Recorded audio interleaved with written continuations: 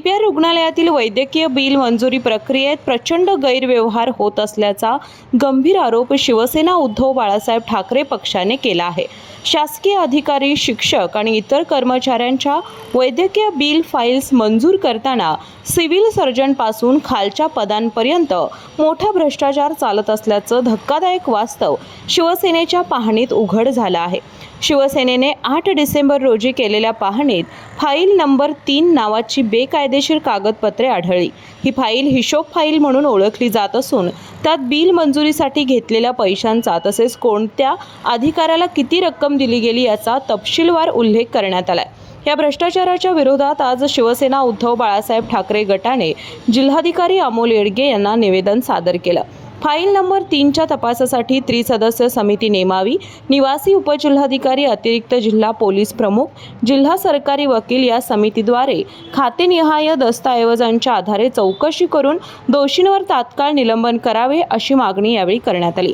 यावेळी बोलताना शिवसेना ठाकरे पक्षाचे गटप्रमुख संजय पवार म्हणाले, नाही, ह्या फाईल्स प्रलंबित ज्या वैद्यकीय बिलाच्या फाईल्स प्रलंबित कुणाची आहेत तर सरकारी अधिकारी कर्मचाऱ्यांचे आहेत आणि त्यांना हेलपाटे मारायला लागतात। हेलपाटे का मारायला लागतात तर त्याला टक्केवारी मिळायची असते म्हणून साहेबांनी चांगला निर्णय घेतला। त्या ई फाईलच्या संदर्भात जर आपण निर्णय घेतला तर फाईल्स थांबणार नाही, त्या प्रवास निश्चित करू शकतो आपल्याला। त्याचबरोबर अँटी करप्शन किंवा आर्थिक गुन्हे अन्वेषणकडे हा जर तपास दिला तर ही जी फाईल जी सापडली आहे ती टक्केवारी फाईल सापडली, हिशोब जो सापडलेला आहे तो कुणी लिहिला, कोण मॅडम, कोण सर, हे सगळी कुंडली जी आहे ती कुंडली बाहेर काढल्यानंतर पैसा कुणी खाल्ला आहात ह्या स्पष्ट होईल। तत्कालीन त्यावेळच्या जिल्ह्यात आपले सिव्हिल सर्जन ज्या होत्या त्यांच्या कारकिर्दीत फार मोठ्या प्रमाणात भ्रष्टाचार सिद्ध झालेला आहे।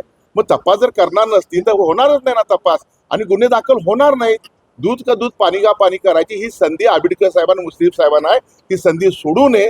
गोरगरिबांना न्याय देण्याचं काम तुम्ही करा, अन्यथा आम्हाला न्यायालयात जाण्याशिवाय दुसरा पर्याय नाही। खरं तर नुसतीच बिल्डिंग देखरेख करून चालत नाही।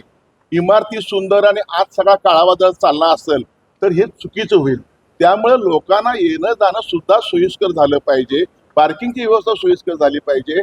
महत्वाची काही लोक आहेत त्यांची कामं नाहीत ती पाहिजे तशी आज जातात आणि खरोखर पेशंट आहेत, खरोखर त्यांना गरज आहे, त्यांना आज सोडलं जात नाही, रोजची धक्काबुक्की होते तिथं। म्हणून इमारती सुंदर न करता आतली यंत्रणा सुंदर करा।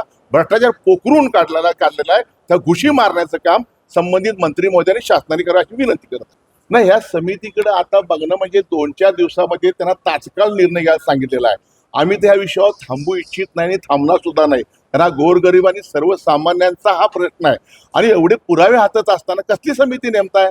तात्काळ सस्पेंड का केलं नाही डीन साहेबांनी किंवा CS नेमच्या? तात्काळ सस्पेंड करणं गरजेचं होतं। समिती म्हणजे हा फार होण्याची शक्यता आहे, त्यामुळे आम्ही ह्यांच्यावर लक्ष ठेवून चांगलं आहे। यावेळी विजय देवणे, विराज पाटील, अवधूत साळोखे, मंजित माने, संतोष रेडेकर, संजय जाधव, प्रतिज्ञा उत्तरे, रीमा देशपांडे यांच्या सहपक्षाचे पदाधिकारी आणि कार्यकर्ते उपस्थित होते।